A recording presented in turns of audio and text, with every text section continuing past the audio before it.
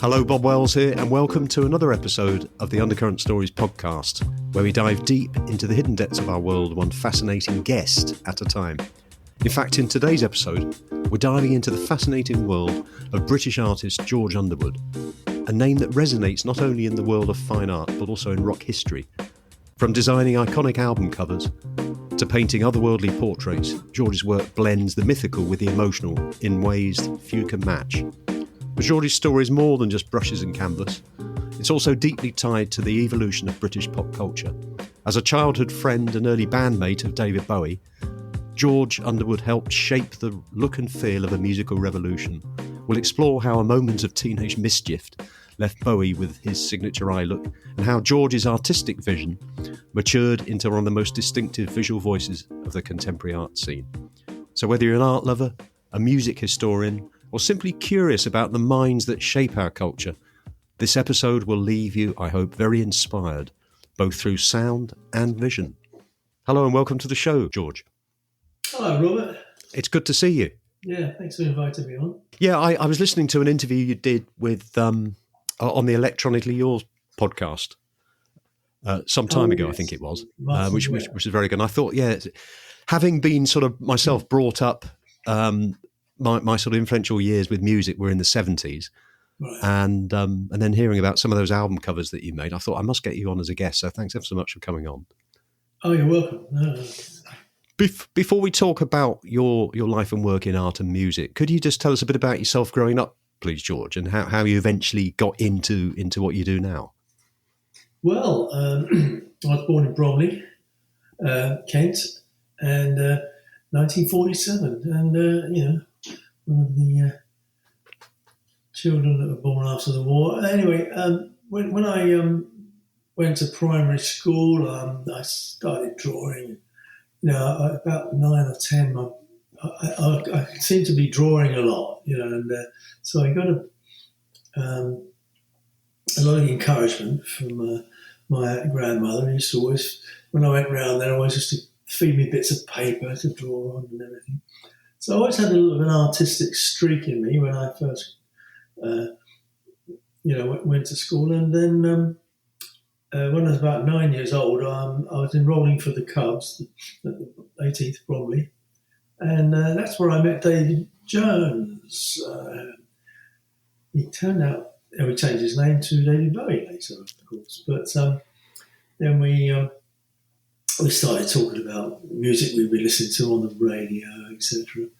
Got enthusiastic about rock and roll, just rearing its head, and skiffle music and the English versions of Elvis Presley that were coming along.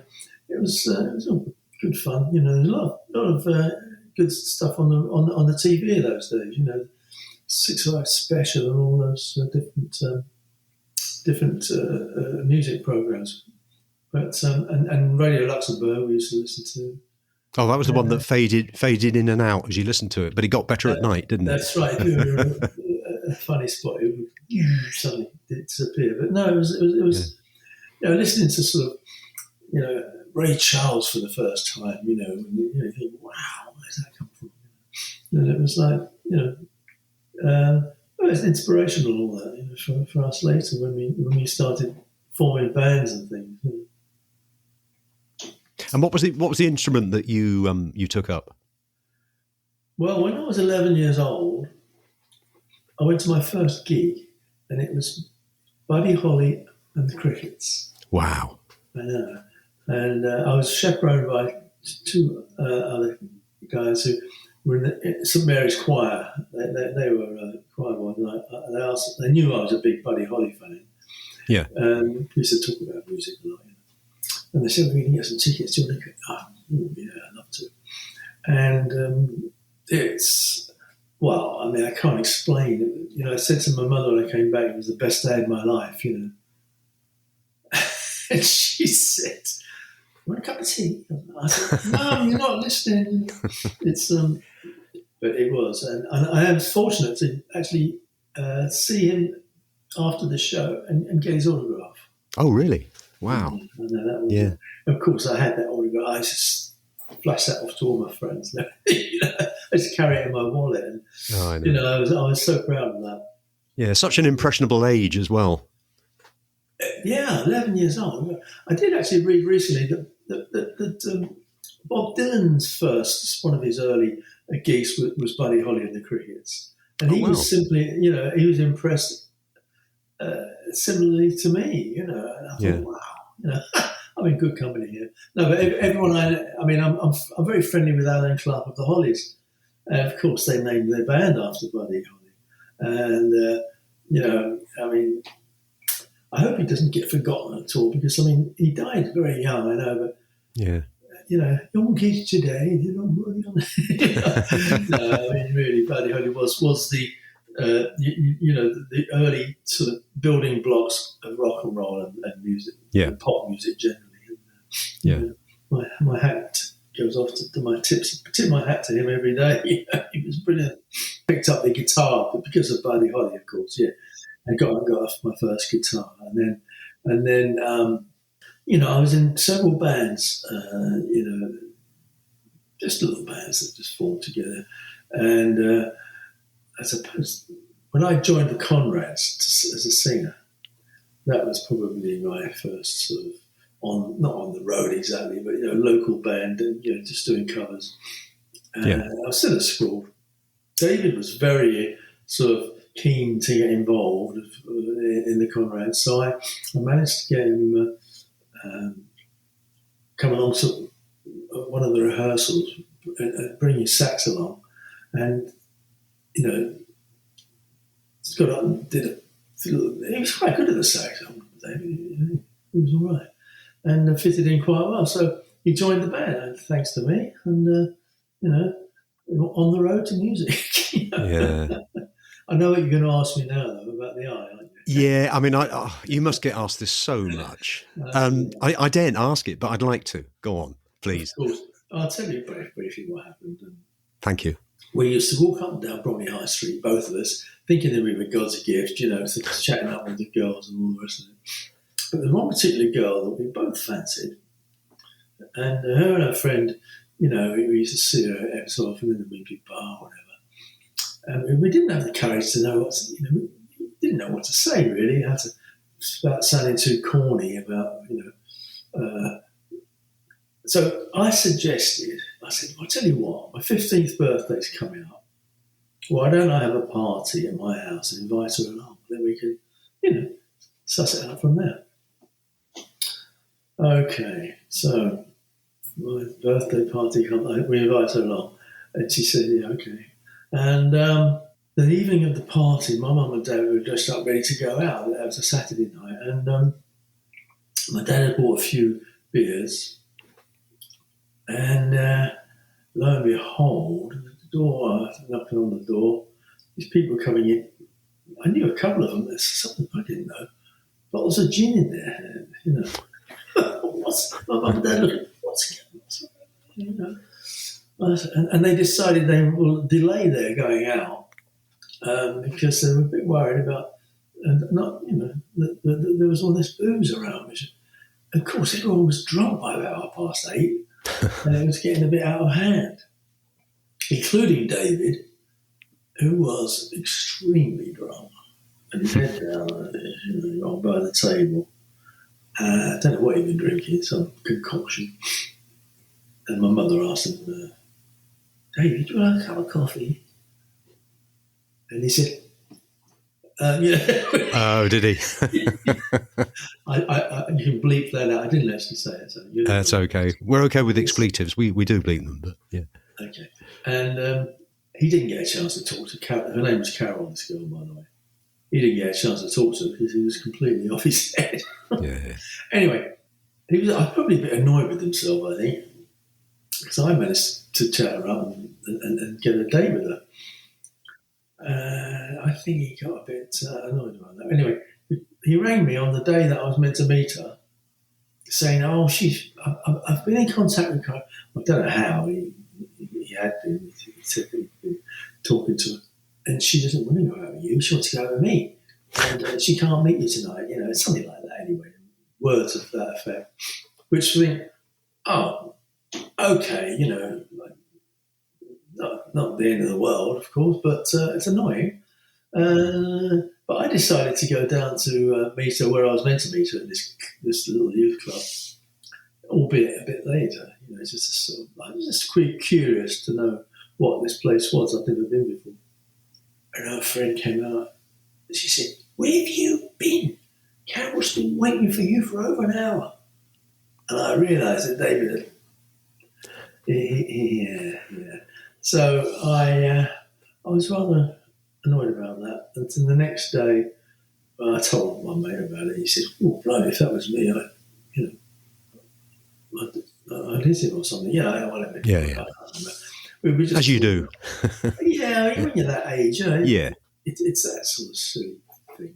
I don't go around hitting people, No. getting into fights and things. But I was so angry. At break time, I just went over to him and turned him around and just boom, And unfortunately, a ring or something had caught his eye. It affected, basically damaged the pupil in his eye, which meant it stopped, didn't go dilated anymore. Because this was on the midweek. On Saturday, my dad, I came back from an errand and my dad said, "You never told me you hit David Jones." I said, "Why?" I just had his dad on the phone and he'd been rushed to Moorfields Eye Hospital. This is the last thing I said. This is where, this damaged eye that caused David's pupil not to dilate and people got the effect that it was a different colour eye. It never was a colour. It basically is the refraction of the light in the eye caused it to not be blue anymore. More browny colour. Anyway. And did he sort of hold it against you immediately? Was he really angry with you? I think he probably deserved that because he knew he'd done wrong. Yeah. And we had a chat about it. I had a good talk, of course, with his dad. I had a good chat with his dad about it. I got to say how sorry I was. I didn't mean to do that. Yeah. And we ended up friends. And you remained friends lifelong, didn't you? We did, yeah. It must have been interesting for you to sort of see him going from schoolboy right through to his music and then becoming a sort of iconic world star. I know. What was nice was he used to invite us to, if he was living in Switzerland or whatever, we go over and stay a week with him. It went away from the spotlight, which was nice. But the one time we did, I just got married in 1971, and then in 72, he asked me to come on.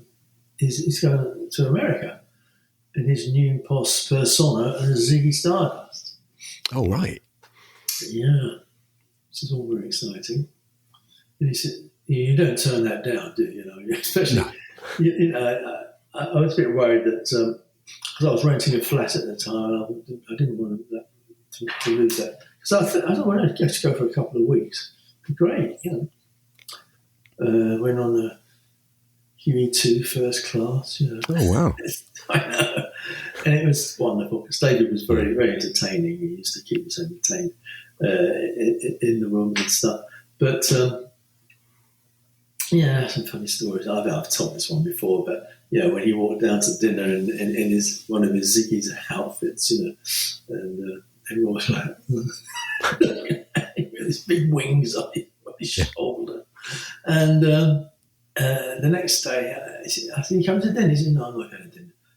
Too many people looking at me." I said, "Well, what do you expect?" And he decided to stay in his room. So he sort of lived the character of or the persona of Ziggy. Well, I think he didn't realise. Actually, this was a brand new sort of invention of his, really, and he was like, I think he just wanted to try it out and see what happened. And he didn't. Slowly, it took him over. But it wasn't when we went on that trip in America. It was incredible to see the reaction of the American audience because he wasn't well known at all. But RCA or Tony DeFries had worked a way of putting the red carpet out wherever he went. So people were going, "Who the hell is this guy?" Ah, right. So it was kind of fantastic sort of hype, the way that they did that. And of course, when they saw him on stage, they were like mouth open, looking, wow, I've never seen anything like this before. So he did, do what he in his head, he thought, I'm going to do something completely different here and see what happens. And it's taking his trousers down in public, if you like. It was quite amazing. I think it was very brave of him to do what he did. Yeah, Because when you look at some of the places in in the South of America, Southern America, they were sort of a bit anti, that sort of thing. He's very brave, because I thought you might get some adverse reaction, but it yes. went well. Growing up, one was never bored with David Bowie, the ceaseless changing of images. Did that all come from him, do you think? Well, what it was so much of friends. It was an accumulation. It's a bit like my art, the reason I paint like I do is because of all the different influences since I was a kid. That you see, and David's influences were all over the place. He liked music that was a bit weird, he liked all these weird people, and they were weird, some of them, and I think he liked that outsider thing, which formed his own persona, I think, and it was quite complex, really, the way he used to pick out things and decide that I can use that somehow in my work. And of course, when he started writing, he became a really good writer of songs. That takes hard work, Yeah. And I did say once to one interviewer many years ago, asked me about David, and I said, you knew when to go out and you when to stay in and get things done. I actually did say that. It's in an interview. And lo and behold, it ended up on a song. I know when to go out, I know when to stay in and get things done. Yeah. That's what's for mine. So that's for me, that one. Another one was my my small contribution to David's career was when he was at Haddon Hall in Beckenham. He used to have this big house that he rented. Yes. Where, Ronno and Mick Ronson used to live. And da-da-da. Anyway, he came down with his guitar, out with the guitar, we're sitting around. He said, I've written this new song. What do you think? And he started singing Suffragette City. Oh, yeah. I went, yeah, great. And he said, and I shouted out at the end, wham, bam, thank you, man. And he said, oh, we'll keep that in. Oh, really? And you know where that wham, bam, thank you, man comes from? It comes from a Charlie Mingus album called Mingus Only Yet, and which David lent to me. So it was from that, full circle went round, and he said, oh, yeah, that's a good idea. Put it on. So that ended up on the end of Suffragette City. Thank you, George. You had a big influence on him. I'd like to talk about some of your art, George, if I may. Could you just tell us how you got into designing the album covers? Again, I was a big T-Rex fan, so my first album cover, which I've been doing book covers and things before that. Oh, right, yeah. Well, I sort of breaking into illustration slowly. When David rang me and said that a friend of his, Mark Bolan, is looking for someone to do his album cover sleeve, and I'm suggesting you do it.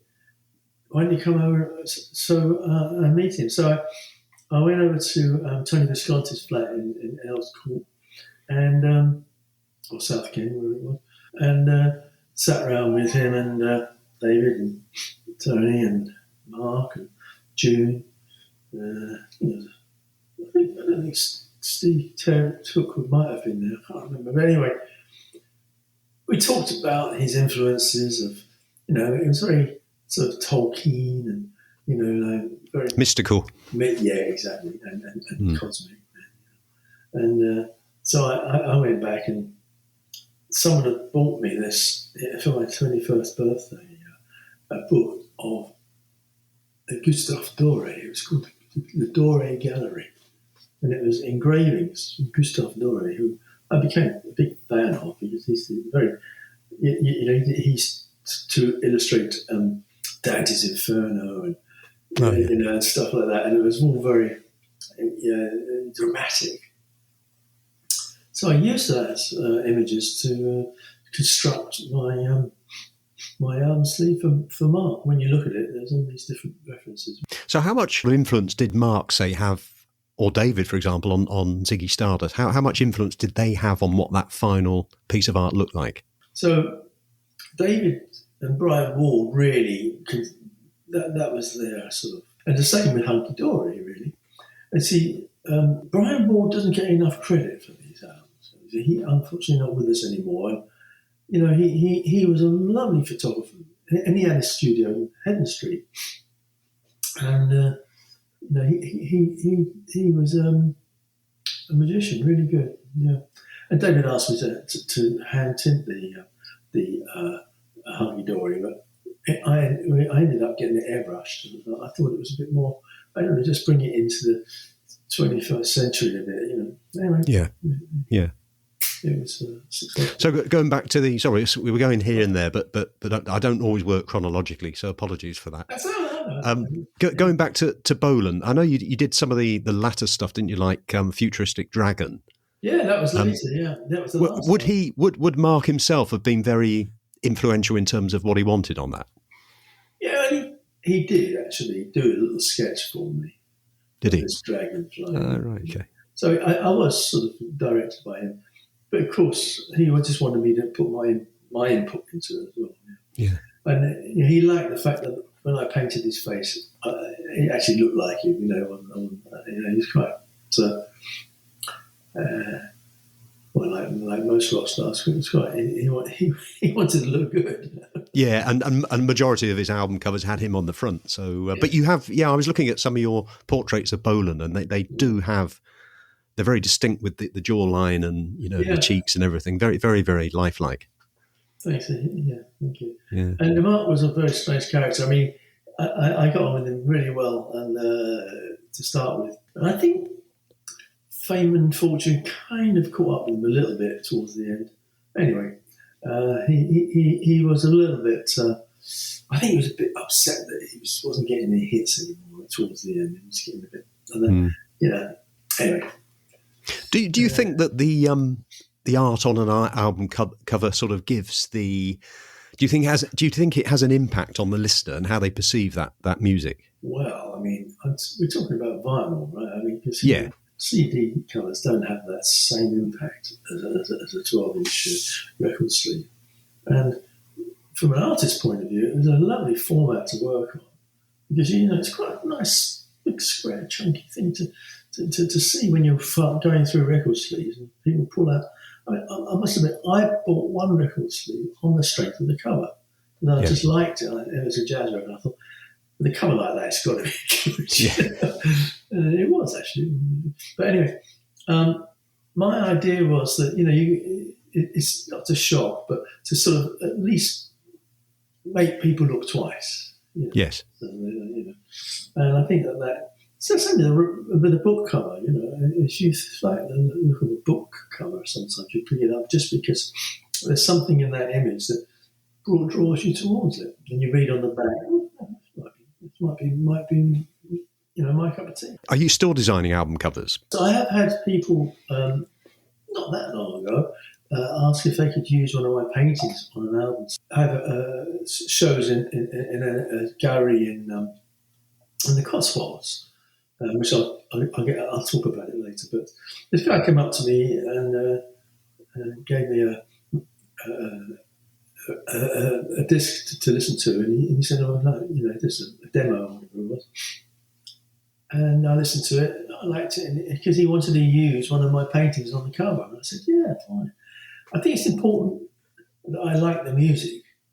Yes. It would be silly if I put my cover on an album that I thought the music was rubbish. So, no, it was nice of him to do that. And the last Fix album cover was a painting I'd already done, and they wanted to use it. So I haven't done anything specifically new for album sleeves.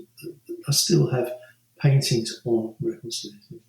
Yeah. Does that make sense? Yeah. Yeah, it does. And taking sort of fast forwarding up to date, I've seen quite a few of your paintings, and it sort of blends almost the surreal with the mythical, doesn't it? You've got that certain look that people have. It's a very almost otherworldly look of a human face, but at the same time, it's got a real sort of lifelike human quality to it. Could you just walk us through how that came about? Oh, well, I hope so, yeah. Could you tell us how that sort of idea comes and transforms onto the painting? Well, quite often when I'm doing faces now, there's a blank canvas. I'm literally just working from a little sketch or something and I'm trying to pull these people out from wherever they exist. They don't exist, but I'm trying to make them appear to be real people. So it's really out of my imagination a lot of the time. And sometimes they have a look in their eye which, I think, looks like they're thinking about something, and I leave it to the viewer to figure out what that is, because I don't know myself really. Now, some paintings I've done just appear out of nowhere. Really, they just appear. There are suddenly looking at this person that I've just painted and thinking, I'm quite pleased with that, or not. But the thing is, when I say or not, because you never. I'm very self-critical more recently, I think. I just hope I can keep doing it, because, just hope that I can, I'm very lucky to be able to do what I do. Yeah, and I guess for yourself, it's you haven't sort of had to be in the corporate world over you sort of almost enjoyed it all the time, haven't you? Well, actually, I have. I did. Oh, have you? Right. I did lots of corporate work, advertising, stuff which I had to pay the rent, It's as simple as that.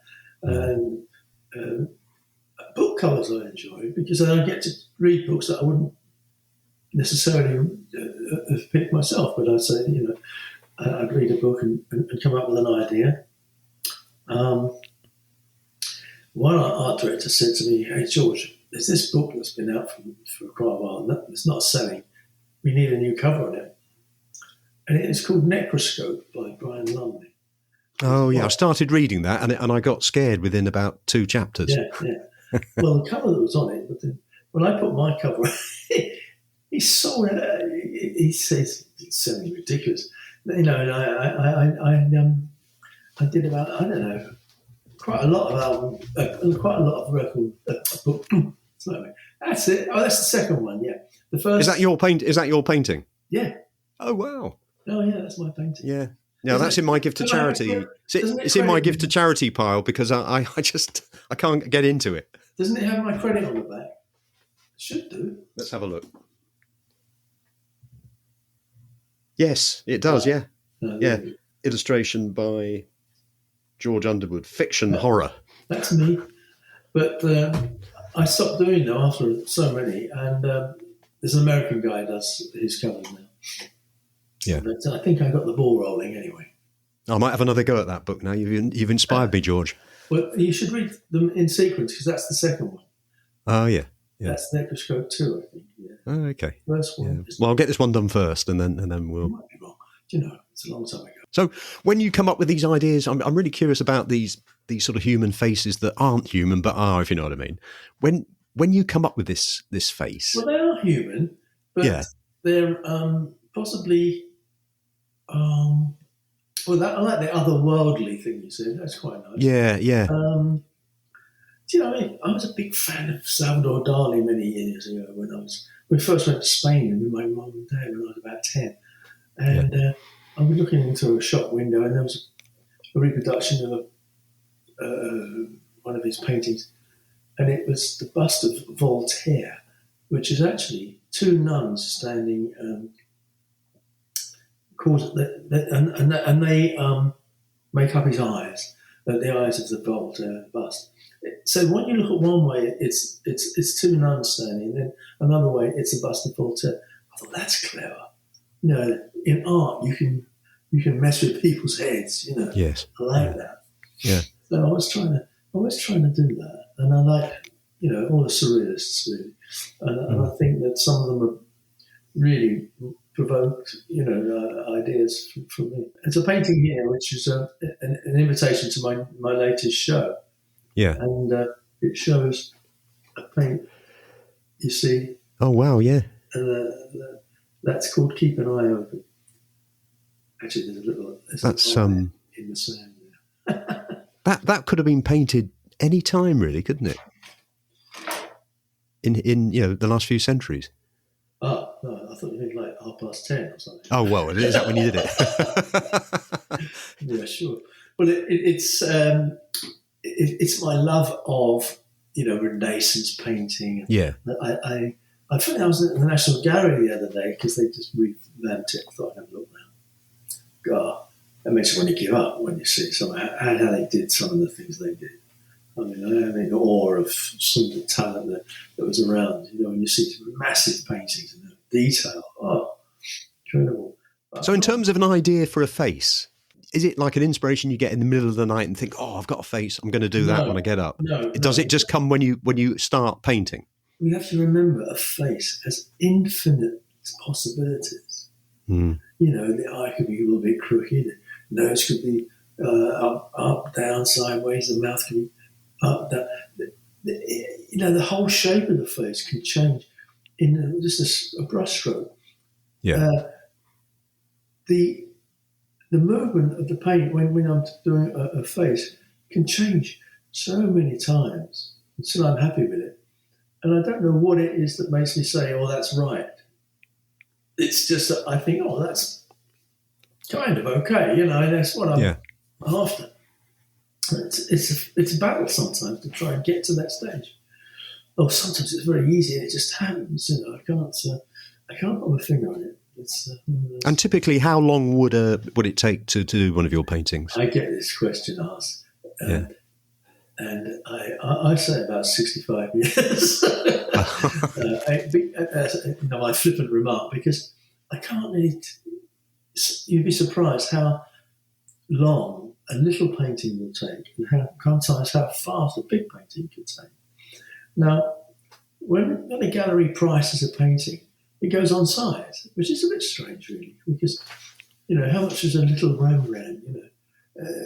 You can't really, you shouldn't really go on size, but they do, and that's why I can't really answer that question. Because if I say to you that big painting only took me a week, well, that little one took me 3 weeks. Yeah.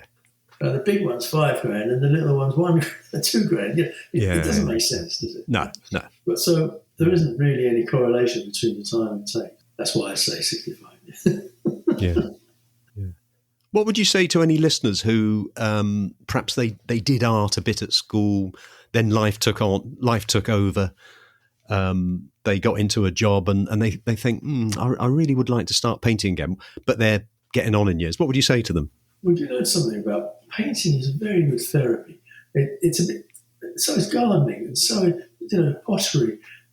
Anything that's got any kind of creative, there's something. You've got to make up your mind about something. You've got to make a decision about something. And I think that's very good.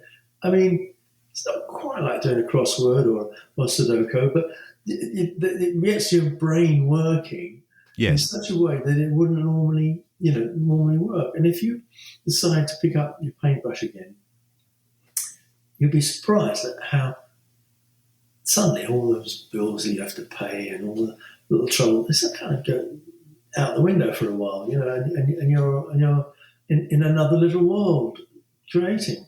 It is a special place, I think, when you're creating. Your mind does sort of have a different.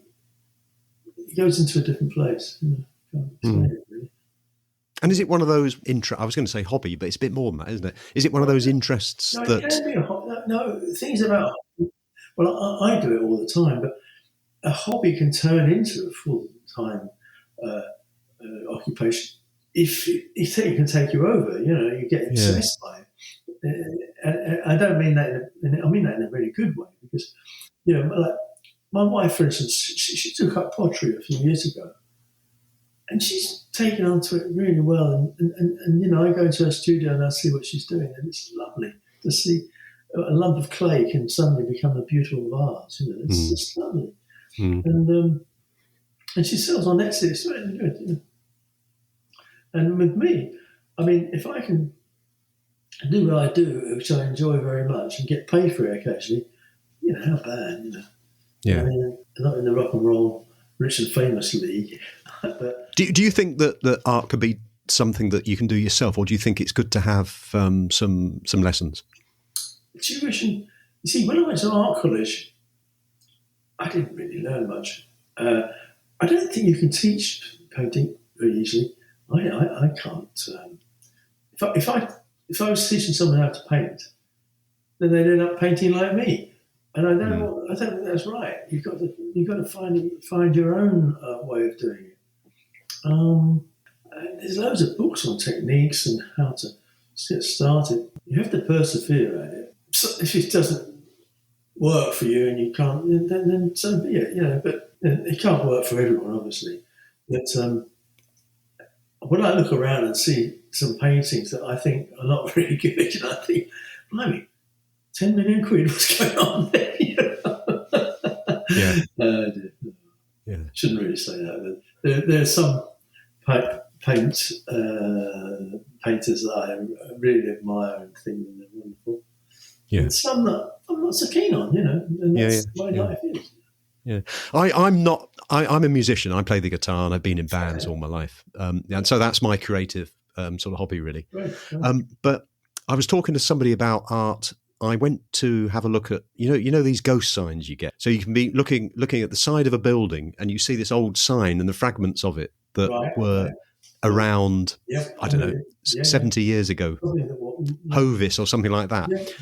And we were having this discussion because they're quite geeky, some of these guys, and they've got these little groups that are around the world, and they go and I went on a tour, and it was really interesting looking up and seeing these old signs and how time gradually deteriorates them. And there's schools of thought that say they should be preserved. Others say just let them fade with time.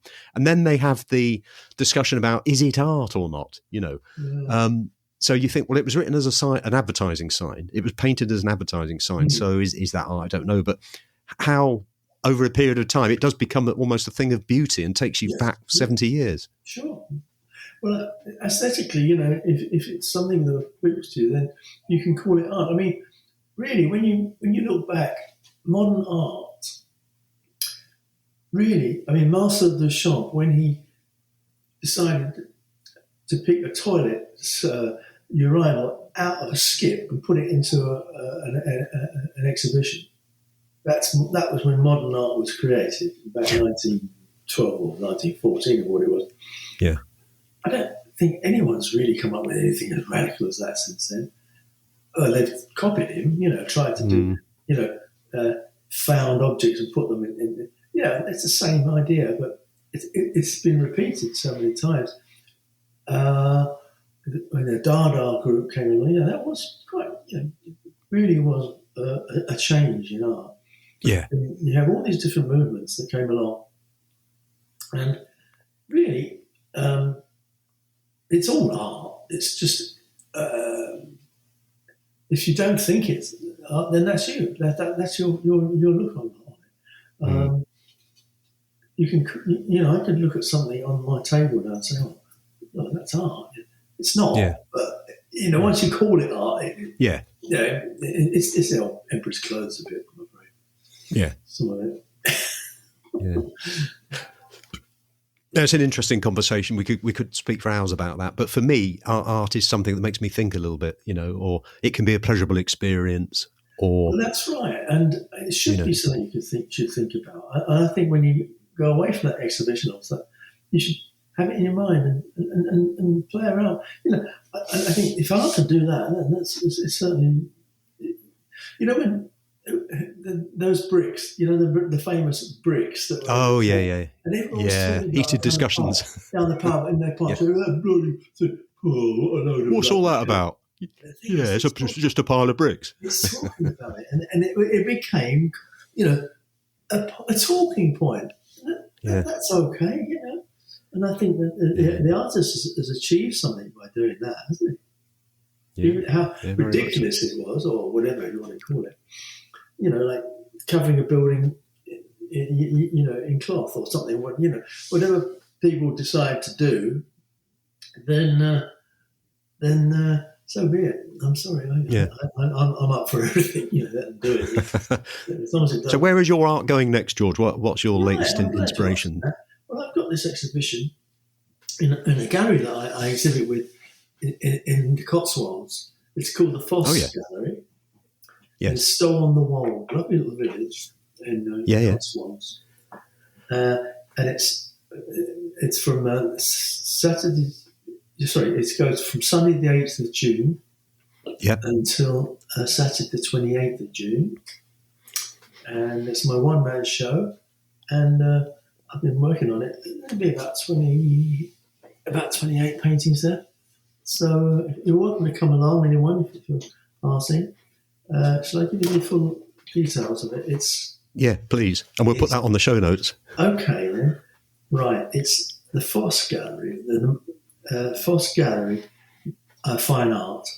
The Manor House, the Square, Stow on the Wold, Cheltenham, Gloucestershire, GL 54 1AF. And the email is mail@Foss Gallery. They have a website where you can buy from the website as well. Oh right, okay. If you see a painting you like, you can go on there. Oh, well, that sounds good. Well, we'll put that on the show notes. Will you be present during that time? I will on the Sunday, which is the preview. On the 8th. On the 8th. Oh, I might try and get down. Oh, okay, please do. Lovely to see you. Yeah. Yeah, I've got a brother who lives in Whitney, so not a million miles away. Just up the road. Yeah. That'd be good. Yeah, it is. Yeah, good. Yeah, we'll put those on the show notes. We've done the Eye, we've done Bowie, we've done Bolan. I had to. Sorry. No, everyone does it. I'm quite used to it now. But I do repeat the same story over and over again, but there you go. Sorry. But a lot of people didn't know. I've spoke to my 92-year-old mother about it yesterday when I saw her in Chichester. And she said, "Oh, no, that wouldn't have happened with somebody's eye. He was probably born like it." I said, "Mum." You're not alone. There's a lot of people. It was actually a question on Mastermind once. Was it? Someone was asking questions on David Bowie, So, and they asked about who was it changed the colour or changed the eye. My name. But long term, it didn't actually do him any harm, did it? Let's be honest. Oh no, he did say to me later that I'd done him a favour, and so be it. I sprinkled a bit of stardust on it. Absolutely, and the Wham Bam Thank You Man. Well, people say to me, "Oh, you're so lucky you met David Bowie." I'm sorry, he's very lucky he met me. That's the way I'm going to turn it around. Why not? He's amazing what he created. I won't take anything away from him. But when him and I were together, just kind of fooling around, laughing about and just behaving like school kids, Well, George, it's been a really fascinating conversation. It's been really interesting to hear about your life growing up and living through and being involved in what has been, I guess, known as the golden age of rock and roll. There can't be many people in the world who haven't seen and been touched by your artwork on one of the many iconic album covers. Thank you. And for any listeners keen to paint, it's encouraging to hear that it's never too late to start. Exactly. My guest today has been George Underwood. George is an artist and musician, and you can find a link to George's website, George's show coming up on the episode show notes. Thank you for coming on the show, George. You're welcome. Nice to speak to you, Robert. Cheers.